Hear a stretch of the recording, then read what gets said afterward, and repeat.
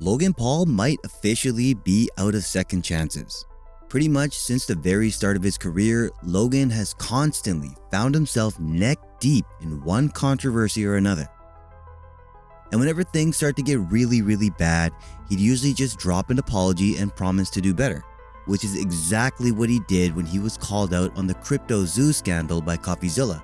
Except this time, he decided to sue Coffee for it and claimed that he was being defamed. So going back to where it all began, Coffeezilla quickly became a thorn in Logan Paul's side when he launched an investigation into CryptoZoos. The crypto coin was Logan Paul's big project, a cryptocurrency that's really a game where people could earn money by playing it, or at least that's how he pitched the idea. Coffeezilla found out that the whole thing didn't work and thousands of people were scammed. CryptoZoo.co. I am so excited about this project. It's so fun. It's a really fun game that makes you money. A fun game that earns you money? How much did you guys make from CryptoZoo? I lost around $50,000 in CryptoZoo. I lost $40,000. I lost around $15,000 US. I lost $25,000. $120,000. $500,000 Australian, which is $500,000. He made a comprehensive 3-part breakdown highlighting key members of the project and every factor involved in its failure. Logan didn't take this so well, so he made a fiery response video where he called out Coffeezilla for being underhanded. Logan Paul then dropped the infamous quote stating that CryptoZoo would eventually be made. Even after 12 months of work, you've still managed to overlook one crucial piece of information. See, even though I've said it's coming so many times, you've assumed that CryptoZoo isn't being made. Who are you to decide when the development timeline ends? Trust me, CryptoZoo is coming. I will make damn sure of it. CryptoZoo never came. The video was deleted by Logan and he made another one apologizing to Coffeezilla. Logan Paul not only promised to follow through and make the CryptoZoo game, which we already know didn't happen, but he also pledged around $1.8 million as a refund plan. Fast forward 6 months later and Logan still hasn't followed up on that refund promise, prompting Coffeezilla to make a follow-up video. For a lack of Logan having the cash, he's on a world tour for Prime right now, bragging about how much money his drink company is making. In January of this year, we did 45 million. Oh, wow. Only in January? Yeah. Wow, 45 million is a good month. Also, January happens to be the same month Logan promised those CryptoZoo refunds. So there's no good explanation for why Logan hasn't refunded his victims yet, because he had a plan back in January, he had the money, but there's even less of a good explanation for why he hasn't explained himself for the delay to either me privately or to the victims publicly, who are just waiting around for months with no word about the status of their promised refund. 6 months later again, in January of 2024, Coffeezilla made another follow-up video on Logan Paul because this time, even though Logan Paul was planning on refunding some of the money to victims of the scam, he seemed to be doing it for personal gain and was still playing the victim. To recap, part 1, refunds. They're being used as a bargaining chip to drop a lawsuit, and so he never has to produce this game, which has been promised for 3 years, and he's sold tens of millions of dollars for. Part 2 is the Zoo tokens. He's pretending they're not for a game that they definitely were for to avoid refunding people, when in fact he admits they were created to support the game. Part 3 is the lawsuit, where he stole my investigation, tried to pass it off as his own, but just cuts out the part where he did everything wrong. So now you're all caught up. And what happened next was something nobody expected. Logan Paul sues Coffeezilla for defamation over the CryptoZoo investigation. He alleges that Coffee wrongfully called him a scammer and left out key details in his investigation, while also tarnishing his good name by deliberately lying about all this with the intent to slander. That last bit right there is very important, because not only does Logan have to prove that Coffeezilla got the facts wrong, he also has to prove that Coffeezilla did that knowingly to defame him. Coffeezilla is a journalist who's talking about this matter of public concern, and so Logan needs to establish that it's not just that Coffeezilla got the facts allegedly wrong or accused him of doing something he didn't do. It's that Coffeezilla either knew that those facts were false, or those alleged facts were false when he made them, or he recklessly disregarded the truth. Not only does Logan Paul's suit claim to be able to do that, The complaint also implies that Coffeezilla defamed Logan simply in order to grift views and money off of him. The lawsuit reads, starting when he released a 3-part YouTube series on CryptoZoo in December 2022 and continuing into the present, Feinstein has perpetuated the false narrative that Paul scammed and defamed his own fans in connection with the project, reads the complaint. Feinstein has perpetuated this false narrative despite knowing it to be completely and utterly false, in order to enhance his own profile and increase his viewership and income in the process. With that being the case, it was only a matter of time before Coffeezilla made a video addressing the situation. And right at the beginning of that video, he highlights how Logan Paul's defamation claim doesn't make a whole lot of sense. Because while he and his 5 lawyers claim Coffeezilla is a clout-chasing journalist with bad intentions in the lawsuit, Logan Paul himself has gone on record in the past praising him for his journalism on this very same topic. But I won't be silenced because Logan's lawsuit makes no sense. We're going to go through it because from the beginning, there's problems. Logan's 5 lawyers tried to discredit me as a journalist. They paint me as someone who wanted money. They say I had a false and malicious narrative. But you know who doesn't believe that? You know who secretly praises me behind the scenes? This journalist, YouTuber, crypto uncoverer guy named Coffeezilla, who's incredible, by the way. A very thorough, good-hearted, smart guy, did a deep dive into this project that I attempted to make called CryptoZoo. That's right, it's Logan Paul. In addition to that, Coffee responded to the main gripe that Logan seemed to have, which is with Coffee directly calling CryptoZoo a Logan Paul scam. Coffee's response to this is pointing out that the real scammers in the project, Eddie Ibanez and Crypto King, have since left the project, yet Logan still hasn't refunded the people who bought into the game, which is 100% a thing he said he would do. And yet, CryptoZoo hasn't been released, despite Logan constantly promising it, and of course also threatening to sue me. We're gonna handle this ourselves while we continue to build CryptoZoo, and I'll see you in court. By the time this comes out, it'll be done. The game's gonna be made. You're gonna have the opportunity to get your money back if you want, if you don't wanna play the game. And I'm gonna take care of the people who made me look like this was a scam perpetrated by me. Another key aspect of Logan's defamation case that makes no sense is proving that Coffeezilla's investigation has had a negative impact on his reputation.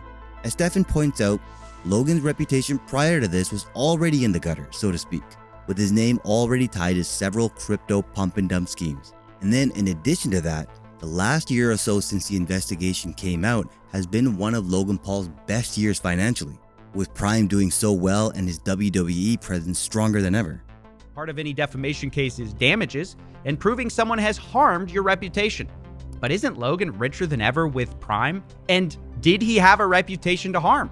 His lawsuit shows comments calling Logan a scammer, possibly to suggest he's been hurt by my videos, but you have to have a reputation to lose one. And by the time of my reporting in question, Logan Paul was already accused of participating in multiple crypto pump and dump schemes. That article does not reference my work. So Logan had already had a reputation as a scammer before my investigation. But then Coffeezilla reveals something that nudges Logan Paul from being a petty person to being a bad one. Allegedly, Coffee reveals that this lawsuit only came after he started an investigation into another one of Logan's projects called Liquid Marketplace.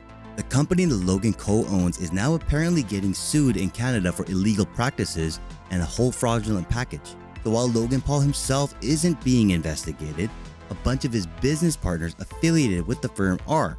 So the connection here apparently is that Coffeezilla reached out to Logan to both warn him and get comment from him for his investigation. In response, Logan Paul sued him. Promotional video about Liquid Marketplace is still up. And the reason many people cared about Liquid Marketplace at all was arguably Logan Paul. So here were my questions. And as I read this, it's important to correct. I say Liquid Marketplace got accused of embezzlement. Technically, the OSC alleged misappropriation of funds. Those are similar, they're not the same, so I wanted to correct that. But here's what I asked. Quote, did you take any action on hearing these allegations over a year ago? Did you get approached by the Ontario Securities Commission? And is it true that Liquid Marketplace lied about their claims of insurance, appraisals, and co-ownership as the Ontario Securities Commission alleges?